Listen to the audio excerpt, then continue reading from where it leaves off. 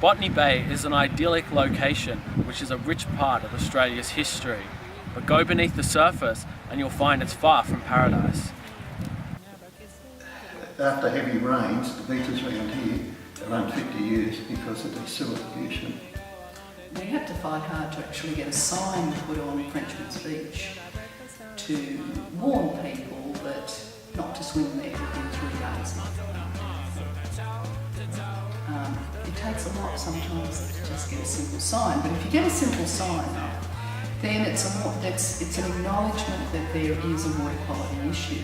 But sewage runoff isn't the only thing polluting Botany Bay. The Environmental Protection Agency estimates that 25% of New South Wales' most hazardous facilities are located there.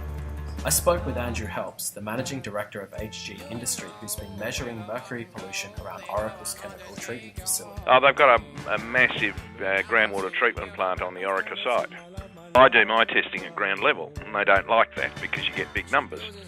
March last year, when I did the testing around the periphery of the site, they were claiming there was no evidence of any off-site impacts of the Botany plant, despite the fact that they've got massive groundwater pumping going on and treating that's going to go on for 100 years because it's all running out into the Penryn estuary. They were still getting up and saying there was no evidence of any off-site impacts.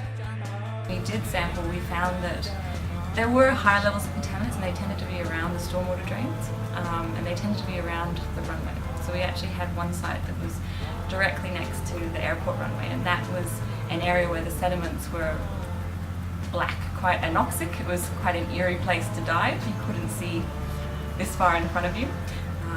And the contaminant loads were higher there, and they were higher in the stormwater drains. We went through a period of having 3 major developments in the bay. It was the Energy Australia cable, which was from La Perouse to Kurnell. We had the desalination pipe from Kurnell over to Kiama, and we had the dredging for the 3rd terminal for Port Botany. And at one point there was dredging going on for those 3 developments. Although pollution levels are high, work is being done to improve the environment.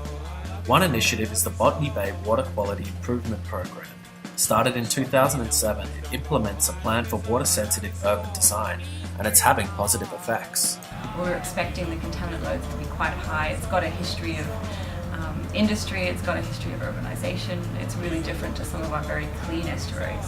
So we did expect to see metal loads and organic loads that were quite high, but it actually worked out that they were relatively similar to places like Waihaking, which are a little bit more natural. Botany Bay has suffered through a history of human and industrial exploitation, but we're finally on track to restore this beautiful space.